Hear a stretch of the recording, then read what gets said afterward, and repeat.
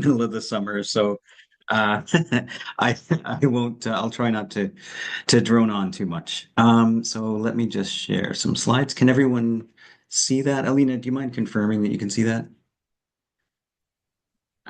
Not yet. I don't see anything yet. Okay, let's see here.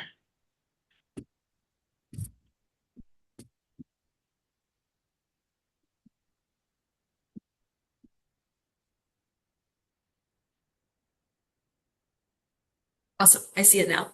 Okay, perfect. All right.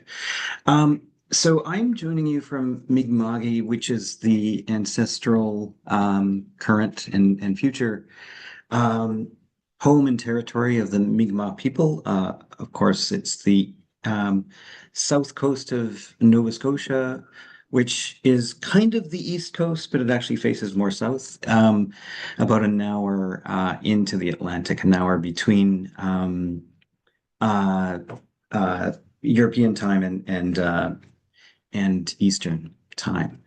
Um, so the philosopher, the neuroscientist, psychologist, English literature scholar Ian McGilchrist, and if you haven't read Ian McGilchrist, I highly, highly recommend it. He makes an argument that the limit case of complexity is simplicity. So what he means by this is that it kind of challenges our perceptual default is that, well, basically the world we inhabit is more or less simple. Our daily routines, our close family, our networks, our clothing, our language, our lifestyle, they all seem kind of controllable, and we regard them by default as simple. Um, and then it's when things become a bit unfamiliar, such that they kind of either eclipse or escape, or at least seriously challenge our understanding, that we start to label them as complex. And so we tend complexity the outlier, um, but and complexity is the limit case. But actually, as McGilchrist argues, it's the other way around. So when you think of it, most processes, most phenomena, even most things, quote unquote, that surround us, that are in our environment, tend to be nonlinear. They tend to be in motion. They tend to be continuate, asymmetrical, indeterminate, implicit, metaphorical, and interdependent. In other words, the nature of nature is complex. And so it follows that the effectiveness, the durability of our design interventions benefit immensely from an appreciation of this complexity. So Albert Einstein allegedly mused that if he was given an hour to solve a difficult problem and his life depended on it, that he would take the first 55 minutes to think about the problem and only the last 5 minutes to actually do anything to act on it or to solve it. But most of us live and work in contexts where it's that last 5 minutes that's really the most valued, where most of our organizations, our institutions are incentivized to act. And so, what does action look like? It includes everything from design, strategy, invention, venture creation, regulation, any form of intervention or innovation, really. In other words, we live in what I've described as a kind of solutions exhibitionist culture. We go right to the solution, that last 5 minute space. And we fall in love very quickly with our solutions. We lavish prizes on them and grants and government contracts before we really understand the scope, the scale, the depth, and the truer nature of the problems we're trying to solve. And so responding to this, um, we actually came up with we used the term or appropriated it from Einstein, the 55 minutes as the title of the book, and we've described it as an atlas to navigate problems, reveal systems, and ask beautiful questions in a radically shifting world. So it's a compendium of mapping tools, frameworks, concepts that helps you, in a sense, pre-design to look beyond the artificial horizon and get dig into the deeper nature, the depth, the origins, the potential trajectories of the problem itself, that your intervention or innovation is trying to address. Um, and and and it really focuses on systems and systems tools because we maintain that every single problem, big or small, complex or not, is created by and sustained by some kind of system. So, by the way, you can download, if you haven't already, you can download a free PDF of the book at the55minutes.com. Um, I will really zero in on one chapter of the book, which is part of the kind of the first third of the book is really what we call foundations. And the last two-thirds of the books are what we call tools. I have one slide on tools at the very end, just as a teaser. But foundations are really kind of the basics of systems thinking and practice. So what even is a system? What are some of the important features of systems? What ways of working constitute good systems practice? And we offer some guidance for how to frame and reframe the problem you're trying to tackle. We also explore complexity. We explore how to research a topic effectively and the merits and perils of map making and complexity. Um, so right to chapter 5, this is where I'll spend the majority of my time talking. Um, this is what we call complexity check. So the chapter asks you to think of a problem you are experiencing, and it can be any kind of problem. And it starts with the question, well, how complex is this problem? So the chapter opens by taking stock of a litany of contemporary global challenges. These are economic challenges or environmental, geopolitical, health related, food security related, civic, democratic, and so on. And we note how these issues are often cast as crises. We briefly touch on concepts such as polycrises, metacrisis, permacrisis. But the essential point here is that each and every one of these challenges are messy, wicked, complex. And so crisis management experts, Ken Aspelan and Ian Mitroff, they point out, they have a great book called Swans, Swines, and Swindlers from about 2004, I believe. And in that book, they say, unless one learns how to understand, treat, and manage crises as messes, i.e., as complex systems, then one cannot understand or treat or manage or heal at all. And in a similar vein, um, uh, Yanir Bar-Yam, who is the founder of a place called the New England Complex Systems Institute, he points out that it's not just crises that are complex. It's actually as simple as the organizations we work in. And so he works mainly on real world challenges in the business, healthcare, defense and security, governance environments.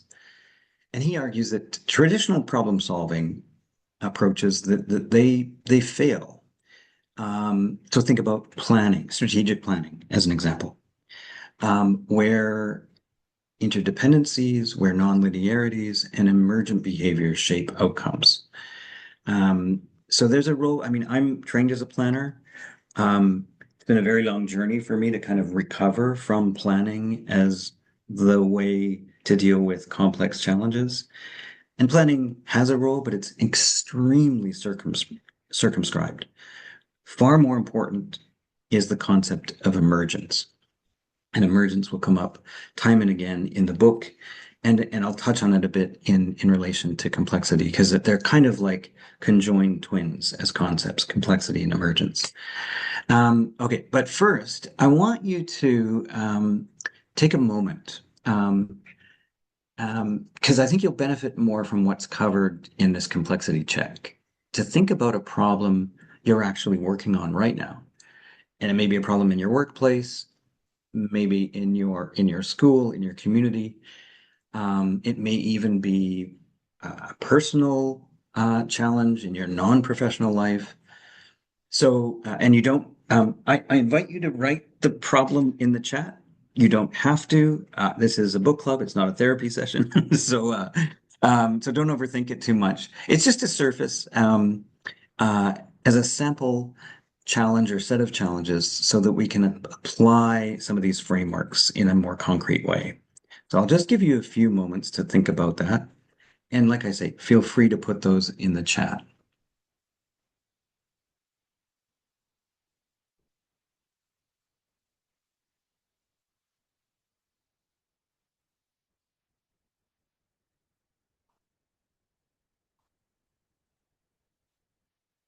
It'd be great if we had some real world service design challenges.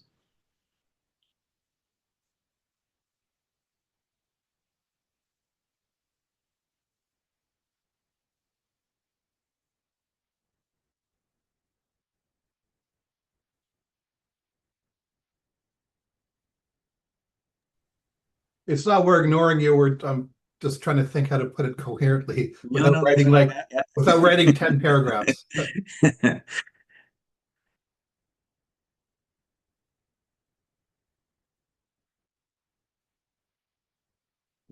And again, don't worry about like perfectly framing it or framing it with any kind of precision.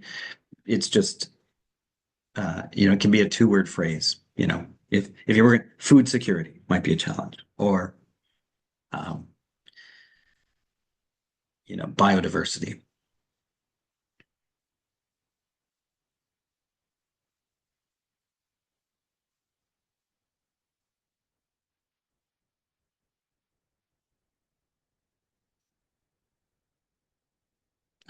Okay, great. Reducing doctor-patient wait time and referrals to a specialist. Rock, where are you based? Can I ask?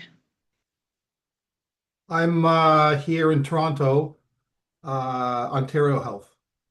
Yeah, well, this is a pretty universal challenge. Certainly, it's a challenge that's experienced pretty much everywhere in Canada. My father-in-law waited literally 24 hours in emergency, roughly this time last summer to get care. So it's a huge issue. And there's also the family doctor wait time. So yeah, my family, we've been waiting over 2 years now to have an actual family doctor. So this is one that's real and personal and professional. Okay, so we're going to start with a very simple tool. Um, and this is developed by the Amidyar Group. They have an open source book on systems practice. It's almost a decade old. We use it quite a bit in workshops or in training, and it's just a simple tool to help participants gauge whether the problem they're working on is actually complex enough to warrant using a set of systems tools, or if it lends itself to some other methodology, like a campaign strategy or a strategic plan. Okay, so let's start at the top. This is kind of the nature of the challenge. Either the problem is well understood, we know what causes it, there's solid evidence that our proposed actions will have the intended effects, or we're not really sure we understand the problem, let alone the solution. And so thinking about your problem, and not just Rock's problem, but everyone's problem. What does it fall into the right column or the left column? And then what are people engaging with the challenge, or how are people engaging with the challenge? So the challenge may have a very high level of consensus among stakeholders and experts about what to do. So, to reduce patient wait times, there may be perfect consensus that, oh, well, we need to introduce a private option. Of course, that would be highly, highly contested in Canada. So that's not fitting it either, right?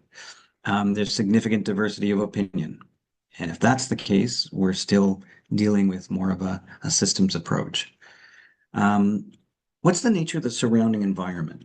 So maybe the problem is relatively self-contained. It's not really intertwined in its broader environment. So maybe it's a broken machine issue, right? Your car's broken down, and not due to anything necessarily in the broader environment. Um, There are many dynamic interconnections between the problem and its broader environment, and that may involve things like feedback loops and multiple causes and very complex chains of causality. And then finally, what is the nature of your intended goal? It's short term, or no, we're really trying to make this sustained and working at a broader scale. So you can see the theme that's developing. If it's on the right side, a systems approach really ought to be the approach you take, or at least in the mix of approaches you take. And if you're in the left side, great. Maybe the answer is completely solid and straightforward, and and you know how to go. So we know that an effective vaccination campaign can stamp out a measles epidemic, let's say. Not to say there aren't hugely complex aspects to that, but sometimes it is simpler than we artificially complexify things. So, does anyone falling on the left side with the issue that you're thinking about? Feel free to just unmute and or share in the chat.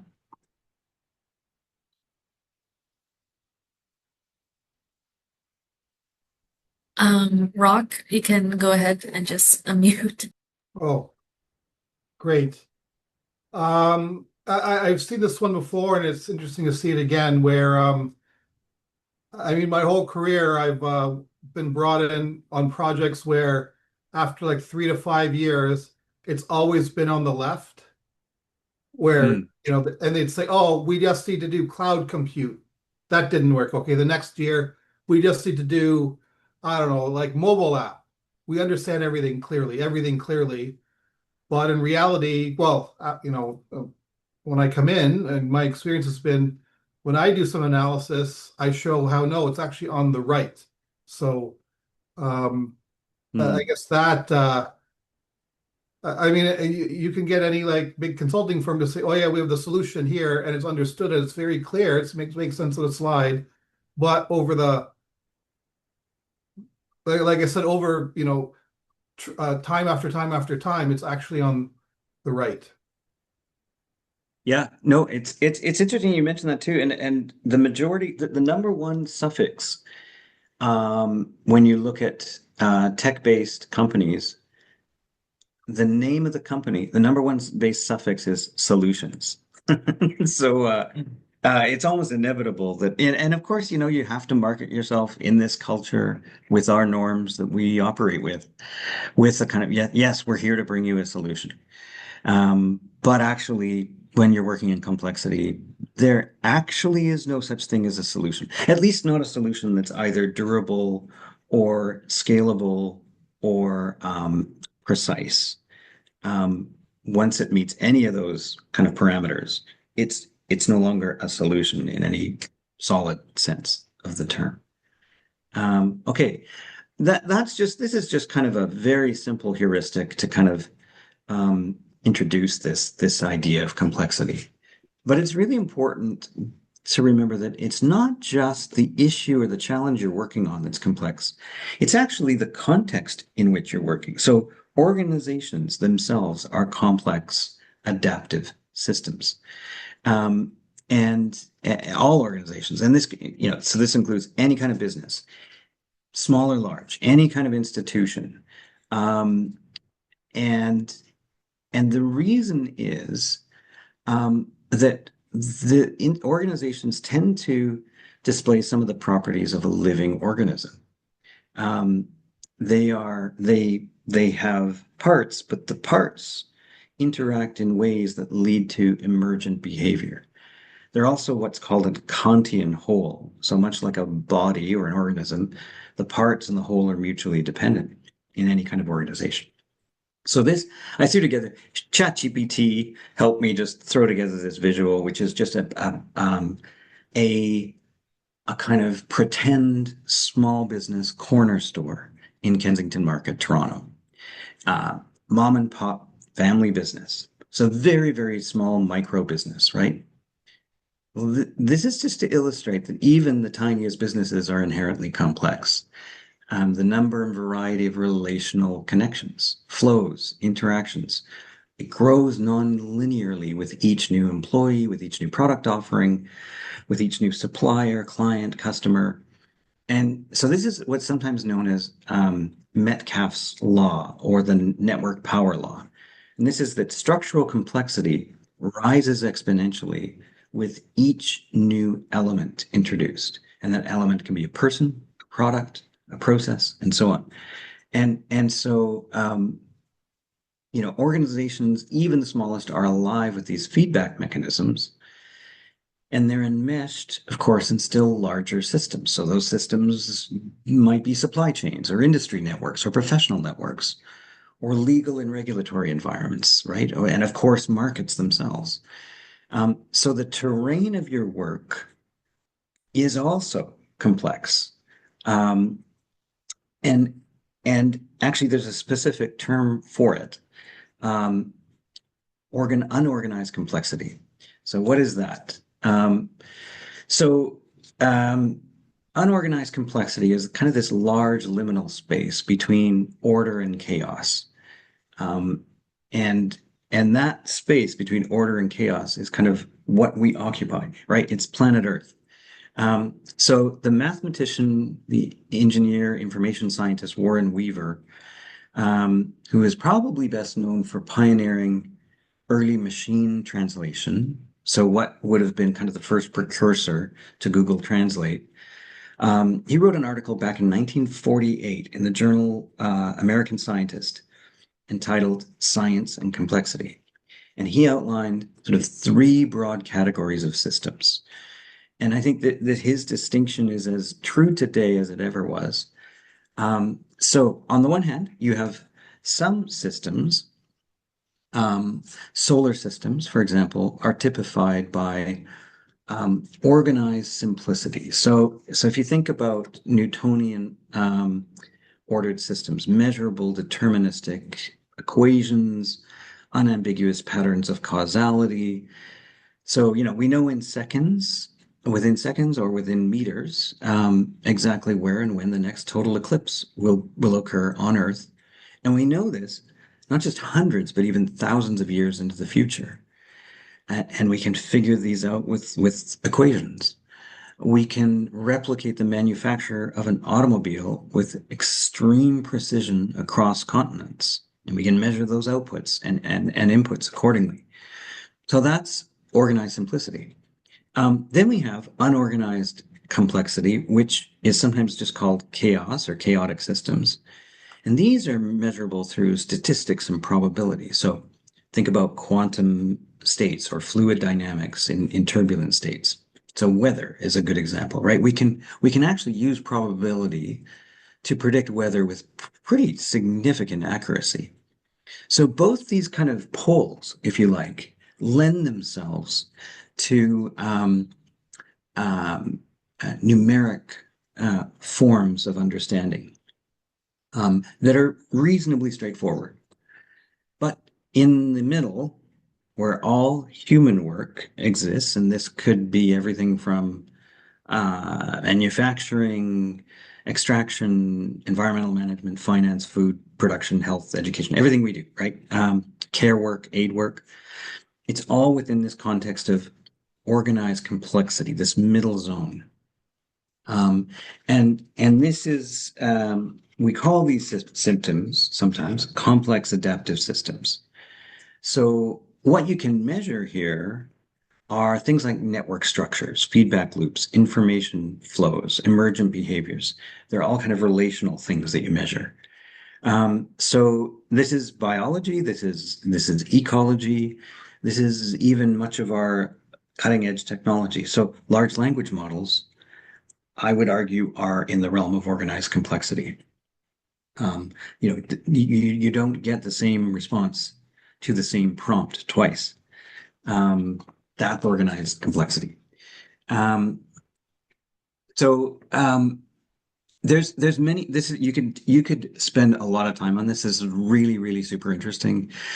For computer scientists, there's a guy named Gerald Weinberg who wrote a really cool book Uh, in the 70s, it was updated much more recently, called An Introduction to General Systems Thinking. And it's mainly about computer science, but it's useful for anyone. Um, Jane Jacobs, for those of you who are in kind of urban design or study cities, she used the same distinction as well. Um, and it's also there's a kind of related line of inquiry in physics where this kind of puzzle of existence, which is on the one hand, the universe, it's well known, the second law of thermodynamics says we tend towards entropy. Things tend to dissipate, die, become disordered. They go from ordered to disordered. That's kind of like that's the law of second law of thermodynamics. However, there's a countervailing force which we don't understand nearly as well, where complexity emerges. So the history of the universe can be seen as increasing in entropy, but it also can be seen as increasing complexity.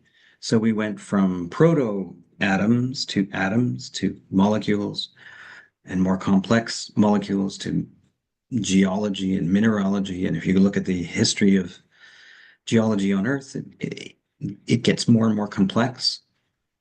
Biology gets more and more complex. Uh, our neuroscience, our neurology, our brains become more complex. And then the things we create, our tools that create with our brains over a remarkably short period of time are also remarkably complexifying. And so where this all leads, no one knows. And the point is, we actually can't know because we don't know the phase space, we don't know the boundary conditions. Um, and so this is not only the paradox of existence, but it suggests that the future in its own way, the future of human potential is in a way infinite. This is kind of the argument that David Deutsch makes, who's the kind of father of quantum computing.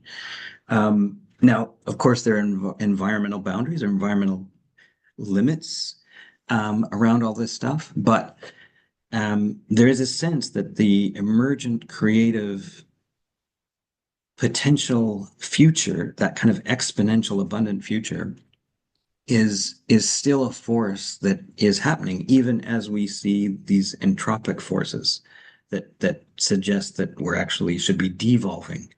So it's totally fascinating, this realm of organized complexity.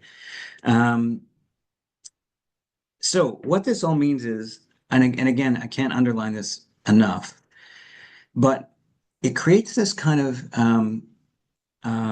zone where we can't solve, we can't even optimize. The best we can do is what Herbert Simon called we can satisfice, which is a portmanteau of satisfying and sorry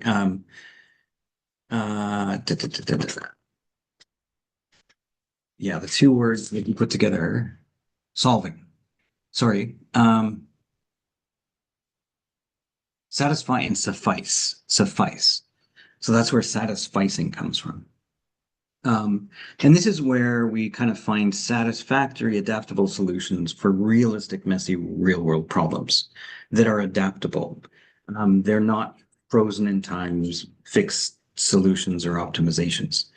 So this creates a kind of Janus-faced challenge for designers, right? On the one hand, you don't want too much rigid structure because your services seize up, right? They appear inhumane or mechanistic or cavalier or inaccessible or overly normate driven. But on the other hand, too much flexibility and the coherence completely dissipates and your costs rise because you're trying to be bespoke, too bespoke in your approach. So you're constantly, whether you're conscious or unconscious of this, you're constantly hunting for this kind of Goldilocks zone between order and chaos. You know, it's by definition where you work. And that's true of all management. It's true of all design and innovation and all kinds of research careers. For example, if you're an economist, you're working in this realm. I know a lot of economists have historically tended to be drawn to a more deterministic way of thinking, but of course that's incomplete, and that's and largely inaccurate. So another little tool that we talk about in the book, and I'll go through this, I know I'm already over time. It's this distinction between clouds and clocks. It's about half a century old. It was articulated by Karl Popper. Bottom line is clocks are things that can be fixed because they're orderly, they're regular, they're predictable. They have parts that interact in only one way. And clouds are irregular, they're disorderly, they're unpredictable. You cannot fix a cloud, and can a cloud even be broken? So our problems are more clouds than clocks. And by the way, there's a whole line of inquiry that says, well, are they even problems? Because problems suggest that it's solvable. Maybe we should use the word condition instead. So one other kind of way of looking at these kinds of complex or messy problems is this notion of wicked problem. And this came up in 1973. This term was coined by Horst Riddle, who was at Berkeley. And I won't include all of the criteria that he outlines, but I'll include the main ones here. And again, you could probably recognize that most of the problems that you work on are fitting in this, right? So patient wait times. Um, People have different views on what's causing that, on what the solution is, and the possible where to spend money on addressing that problem. Is it just more doctors? Do we need to spend more money on education? Do we need to strong arm universities to not be so rigid in who they're letting in? Maybe they need to charge less for tuition, or maybe it's not in the education system at all. Maybe it's in how we design hospitals and those systems. Maybe it's how we're making people wait. Maybe it's the perception of time. If people are just sitting in a waiting room with nothing to do, maybe that's the problem. Maybe you need to think laterally. So anyway, a million ways you can come at this problem. And it's clearly a wicked problem. When you think about things like the drug, what some people call the drug poisoning crisis, other people call that an addiction crisis. Well, those are two very different framings, and they lead to two very different solution spaces. So some would advocate for a recovery approach, whereas the former group would be more like, well, the issue is safety. People are being poisoned by these drugs because they're contaminated. So we need safe spaces to consume the drug, and we need to decriminalize. So, and of course, these sometimes map onto ideologies or political parties, and they're active debates in the public realm. So you see this in virtually, I mean, climate change and biodiversity. You'd see it all over the place. Productivity is another one, right? Everyone has a solution for productivity, and they're usually not the same solution. This is probably the best known framework that's out there for looking at complexity. This was created by Dave Snowden, who's a management consultant. It's called the Cynefin framework, which is Welsh for habitat. Again, there's not a lot here that we haven't already covered. He basically makes a demarcation between, on the right side, whether you have a complicated or a clear problem, those are both ordered problems. There is a way to use either best practices or promising practices to get to the bottom of those problems. There is a way to get to the bottom and to fix the problem. On the left is where we have complex and chaotic. These are disordered problems. But of course, the chaotic, in a way, they're easier to understand because chaotic problems lend themselves to statistical analysis. Whereas complex problems, of course, typically don't. Or maybe it's one little piece. And so there's a lot of subtlety to Snowden's framework. I'm crudely introducing it.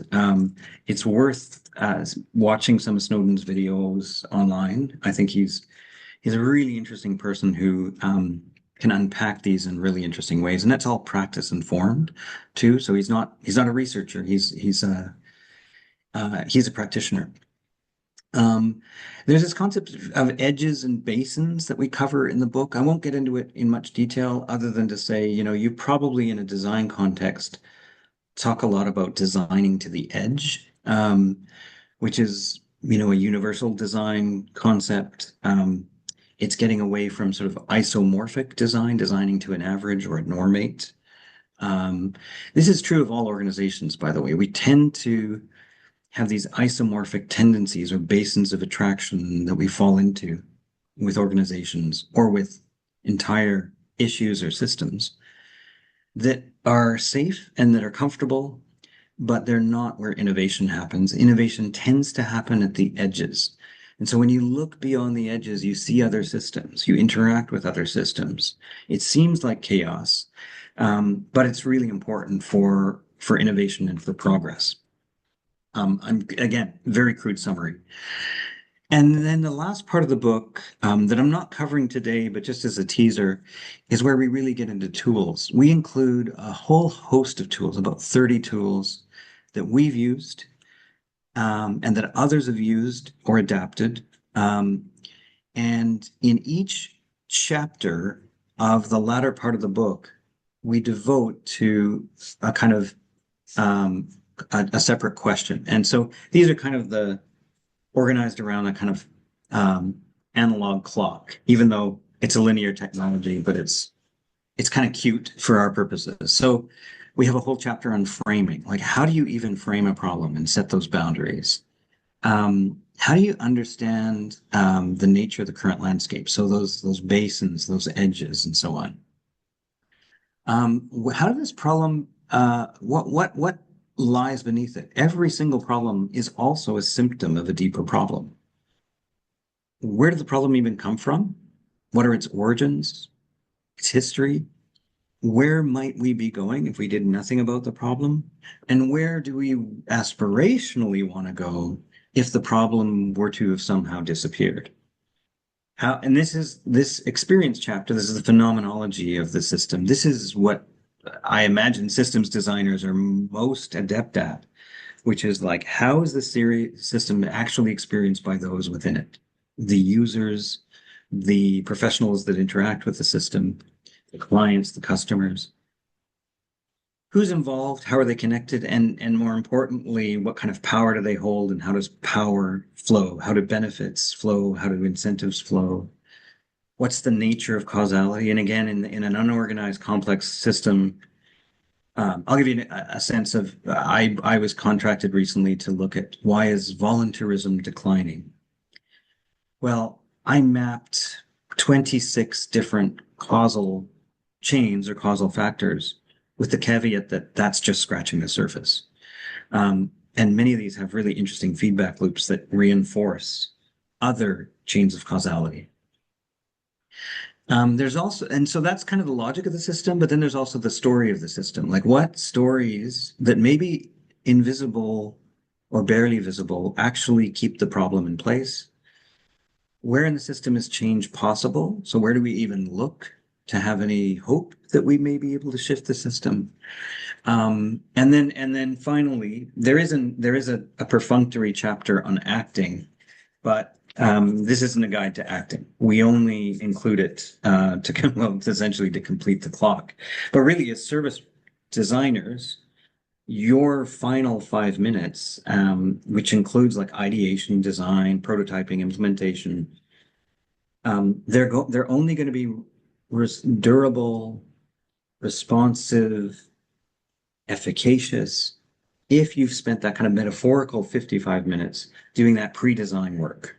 And it's not to say all the pre-design happens to happen before the design. In fact, it shouldn't, because you're in complexity. The only way you can know the answers to some of these things is actually to design and test small prototypes. So this is actually a wrong model. All models are wrong in the sense of it presents it as linear, but actually action is sprinkled throughout. So anyway, that's it. I'll stop there. I know I went over time. We still have a bit of time for questions, I think. encourage you to also follow my Substack, where I dig into these and many other questions in more depth and with more stories. So I'll stop sharing.